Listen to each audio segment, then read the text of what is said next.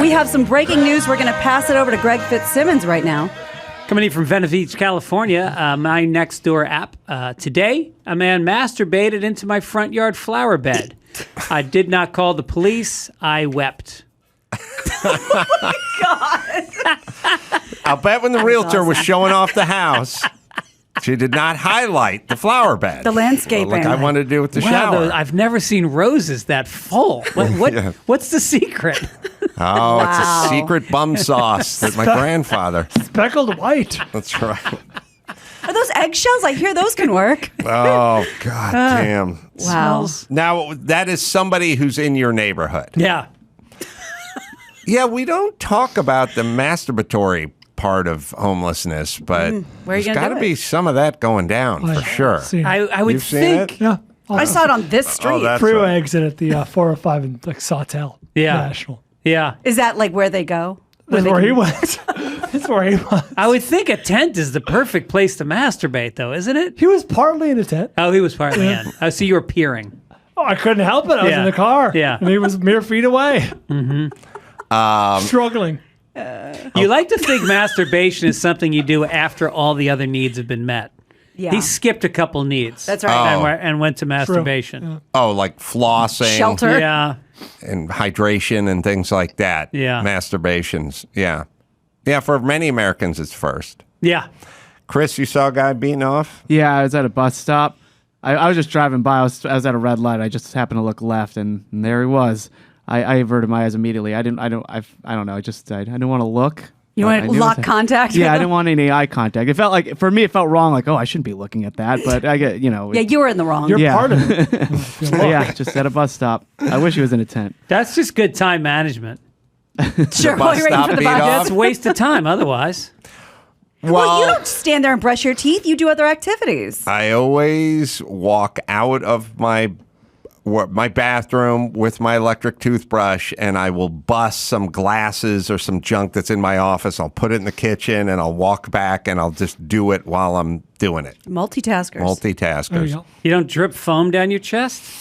Sometimes I slobber a little on my mouth, but That's why he's wearing the jacket. I don't Yeah. really get it. No, Yeah. I'm pretty good with it. Well, starting out with some really sad news that broke right before the show today.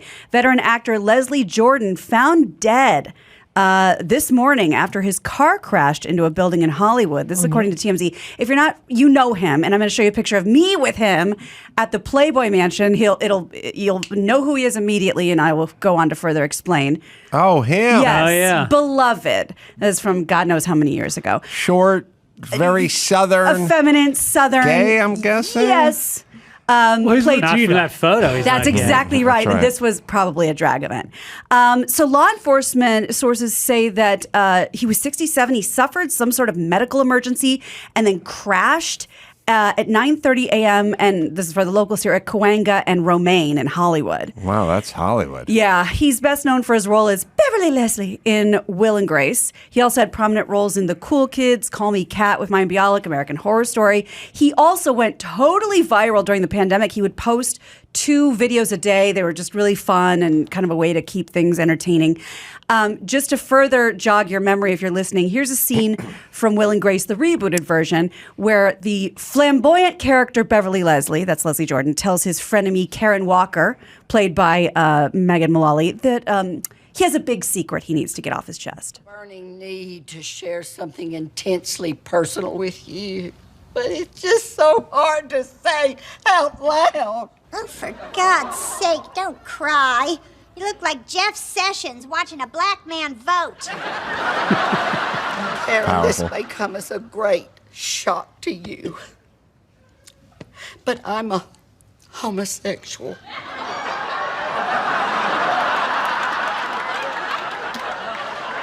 That's it? What's your next bombshell? Harvey Weinstein isn't always a perfect gentleman? That's it, I'm gay. A great repartee always between those two. It's funny, it felt so sitcom-y, Yeah. even though it was the next generation. Yeah. It's like, it's set up boom, set up. Yeah. It was so good. Anyone who shits on that show now, like people shit on RuPaul for not being politically correct, is insane. Will and Grace was so groundbreaking and was mainstreamed so many things that nobody was normalizing or talking about. No, and now I people shit look on back RuPaul because we have to give her the Emmy every year. No, that's Yeah. different. I do it on behalf of Survivor This fans is people or who, Great Race fans. That's exactly right. This is people who don't think, looking back, Will and Grace was politically correct enough. But this is part 2, right? Yeah, this was the 2017 reboot. Oh, okay. And I'm sure massaged down some of those things. TMZ also reports that just about as quickly as it began, and these were back-to-back stories in a matter of hours, the working relationship between Kanye West and Johnny Depp's attorney Camille Vasquez. Remember that cute little number who was representing him? That's Johnny over. Depp. Yeah. Wait. Johnny. She represented Johnny Depp. Mm-hmm. She signed on, her firm signed on to represent Kanye, and then they were like, on second thought. That whole trial, it was like, is he dating? Mm-hmm. It's like, if your attorney is above a 7...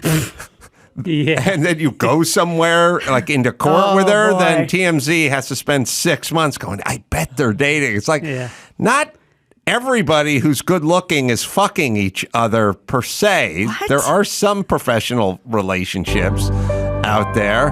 Although if you get within 12 feet of Kanye, he may be fucking. He may get That's you. possible. Well, that's a compliment. Well, sources say that when Kanye doubled and then tripled down on the anti-Semitic remarks over the weekend, Camille informed her firm, Brown Rudnick, that she wouldn't work with him. She reportedly said, I'll work with you if you retract all of these anti-Semitic statements. He refused. The relationship ended. Meanwhile, Balenciaga, the fashion house, parted Garagos ways. is in 100%, I'm sure. 'Cause that's his I'm move. going to need to talk to him. Anna Wintour also severed ties. Now all eyes are back on Adidas. That's the $1 billion partnership they have with the Yeezy shoe line. You probably have seen this, but here's a clip of Kanye from the October 16th appearance on Drink Champs that went viral, where he pretty much challenges Adidas to cut ties with him. The thing about it, me and Adidas, is like, I could literally say anti-Semitic shit and they can't drop me. I can say anti-Semitic things and Adidas can't drop me. Now what? Well, I'll tell you now what. Now the people who agree with him feel so seen and want to be even more visible. I don't know if you were on the 405 this weekend or you saw the tweets, but apparently... Can I say yes. this? Kanye is the living embodiment of fuck me money. That's right. Which means you have a lot more money than fuck you money. That's right. And any kids listening right now who strive to get to a point where they can go, I have fuck you money is nice. Yeah. But it's not fuck me money. I'll go down with the When you ship and can be fuck fine. yourself out of billions of dollars and not care about it, that's fuck me money. That's right.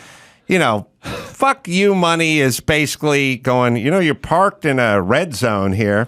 So what? $42? Let's go in and watch the movie. Yeah. That's that kind of money. Right. But fuck me money. Yeah. You can That's the good torpedo stuff. billion-dollar brands Right. that you own. You can fund cancer research, or you can that. torpedo. Well, these You want comments... fuck me money. These comments reportedly... We don't even know that you have it, Brian. That's See, right. That's what I'm saying. We don't. They reportedly prompted banners to be hung from a bridge off the 405. People speculate it was at the La Tijera exit. It says, honk if you know Kanye was right about the Jews, with 7 people in face coverings giving the Nazi salute.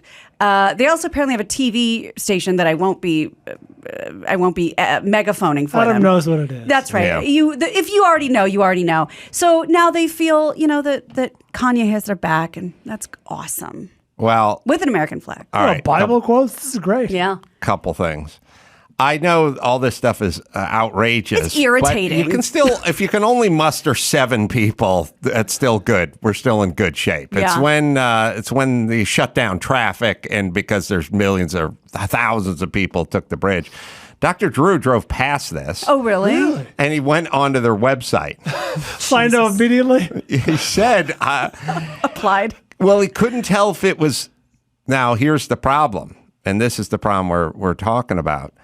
This is probably true, but there's a lot of hoaxes now, and there's been many instances where, like, those guys from the Oath Keepers showed up at the Republican guys' rally, and it's like, those weren't Oath Keeper guys. Those were Democrats posing as Oath Keeper guys. These are Jews who showed up.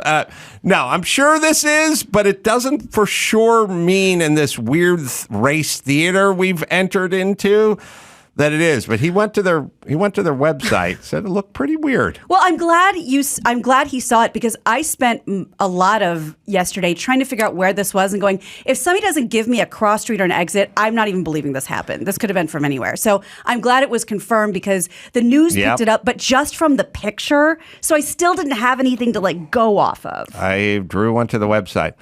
Now, look, how many people driving underneath these guys, given the Heil Hitler sign, waved because they're under the age of 30 and have no fucking idea about history and Nazi Germany? How many truckers gave a honk? Like 23-year-old Hispanic trucker guy. More than I'm comfortable with. Right back at you.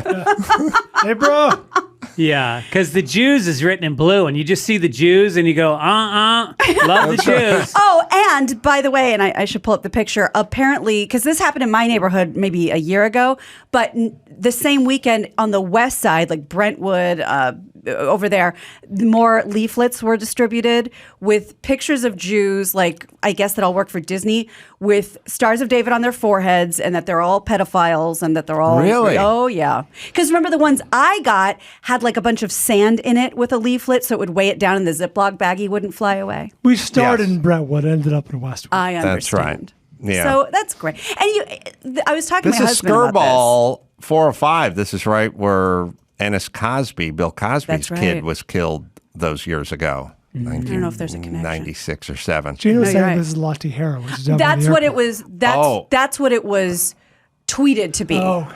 Drew, I dispatched Drew to figure out what this place was. I believe Drew if he saw it firsthand. He told me it was 405 Skirball, and he said New Bridge. I'm trying to think what bridge is there. Well, that's the one that when they shut down the highway. What do they call it? Carmageddon. Yeah, this is the Carmageddon bridge. I'm glad someone's using it. So that is Skirball-y? It must be. Yeah, okay. And I see stuff like this, and I'm wondering if maybe there's something wrong with me, because this doesn't scare me in the least. This is irritating, and it doesn't bode well. But isn't this kind of always how it starts? Are you Jewish? No, but you have to have people shut join. this shit down, right?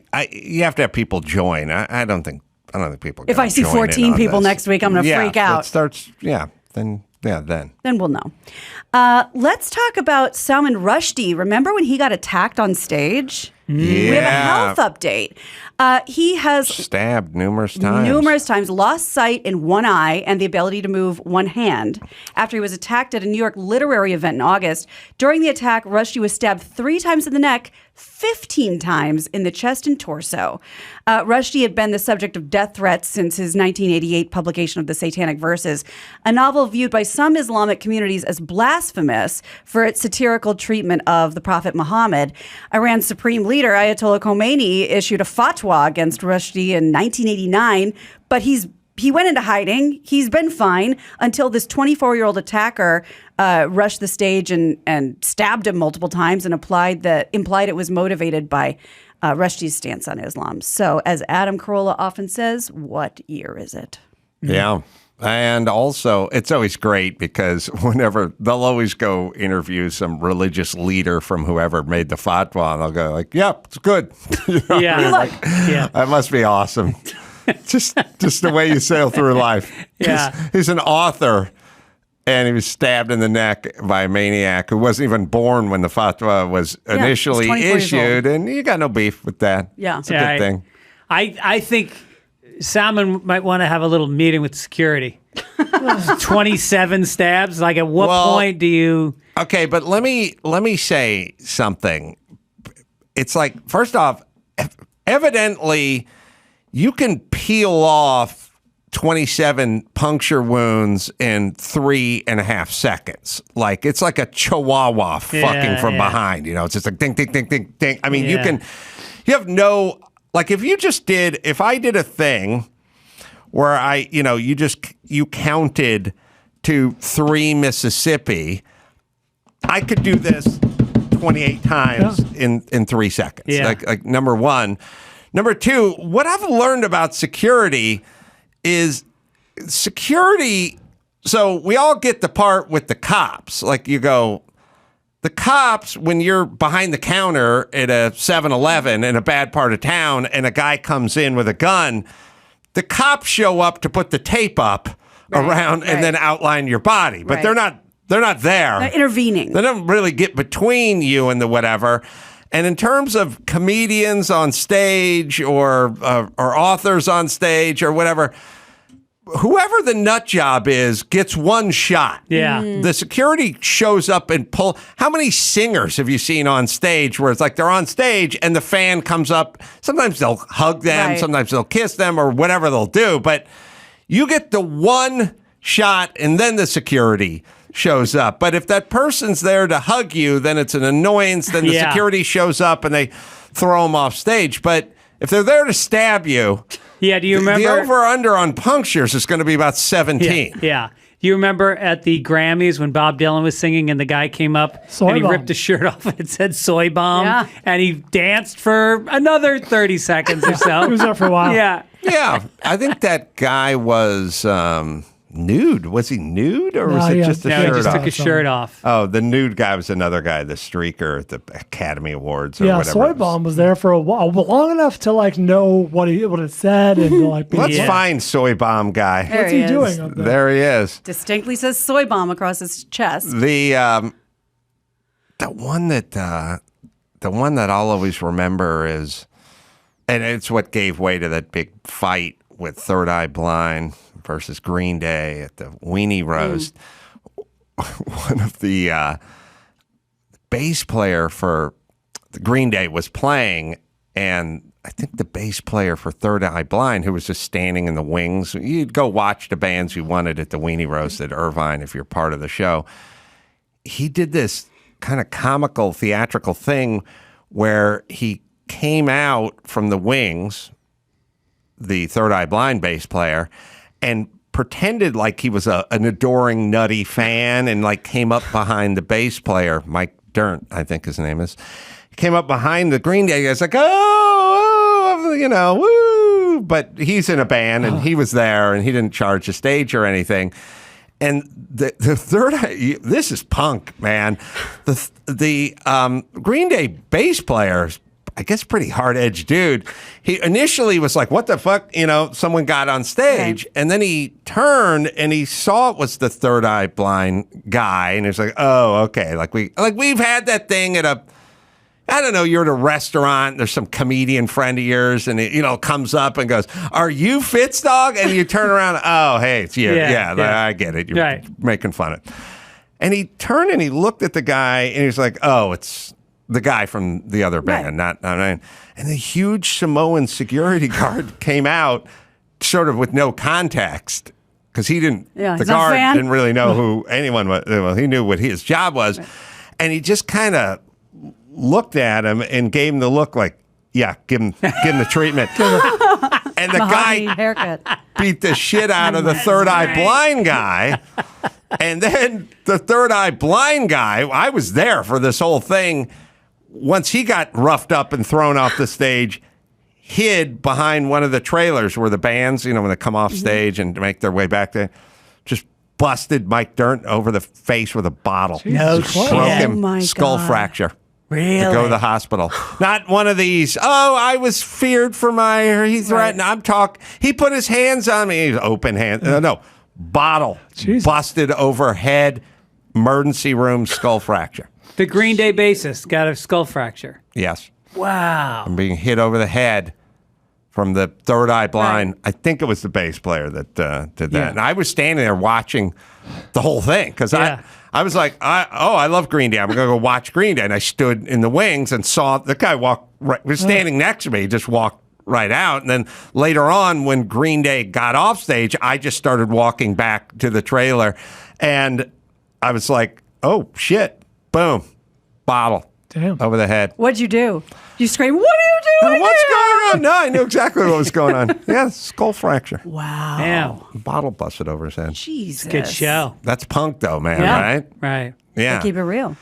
Yeah, I don't know what the Mike, the bass player from Green Day, was thinking, because it wasn't, I think the big bouncer guy kind of grabbed him and he just looked at him and went like, yeah, do it. Take over. Like, do what you do. You know why I 100% believe you? Because all those years ago when we had that big debate about The Revenant, the movie, did Leonardo DiCaprio slow blink at Tom Hardy, and you were the only one who said he did. That's right. Well, he did. I believe that you saw this. I saw it, and I don't know. There's more to that story, right? I mean, it was... K-Rock kind of tried to sweep it under the carpet because this wasn't a good look for the weenie roast, but it definitely... You have the MTV report. Oh, okay. Yeah, Sorry, it's from Gina. 1998. Green Day's Mike Dirnt suffered a skull fracture Saturday following a scuffle with a member of fellow Bay Area band Third Eye Blind at Los Angeles radio station K-Rock's annual Weenie Roast. The pop-punk bassist suffered the head injury and was hospitalized after being struck over the head with a beer bottle during the show at Irvine Meadows Amphitheater in Southern California, according to a source close to the band who preferred anonymity. However, it is unclear who hit the musician over the head and caused the injury. Green Day's official fan website reported that the injury was a result of the altercation with Third Eye Blind's bassist Arian Salazar. However, according to Third Eye Blind spokesperson Russell Bloom, it was an overzealous fan attempting to come to the defense of Salazar, who struck the 26-year-old Dirnt with the beer bottle. That's the sound it made when he hit him, by the way. By the way, there weren't fans backstage. Yeah, how would they get there? You would have had to be a road manager or a tech guy, so I don't think it was a fan. The fight between Salazar and Dirnt began after Green Day's set as a part of the Weenie Roast, Bloom said, when Salazar ran on stage and bear-hugged Dirnt. The Green Day bassist, apparently surprised by Salazar, then allegedly kicked and hit Salazar, leading to the scuffle on stage and later backstage after the show. I lightened the story. Right. The big Samoan bouncer, grabbed him and wrestled him down, and Mike, instead of like looking at the guy and waving him off, booted him and kicked the guy in the ribs. Yeah. Some guys are really serious about their art. Shit. Yeah. In a statement released by Third Eye Blind's management, Salazar said, quote, "I am sorry that my attempt at doing something I thought would be funny escalated into Mike getting hurt. That was never my intention. I simply had too much to drink and made a very bad decision." He was drunk. It wasn't even a bad decision. It was like kind of funny. Yeah. It's a festival. The fans love that. And if you were up doing stand-up, a few years ago, and Bob Saget came up behind you, got like whatever, your initial will be like, what the fuck? And then you go, oh, it's fellow comedian, fellow bass player. Bob Saget was about to go up one night at the Laugh Factory in Hollywood, and before he went, he used to close with a guitar. And so he was on stage, and he was running way long. And I had another set to get to, so I got kind of pissed off. So I cranked all the pegs on his guitar. I completely untuned it, and he called for his guitar, and they brought it up to the stage. And he hit the first chord and was like, wah!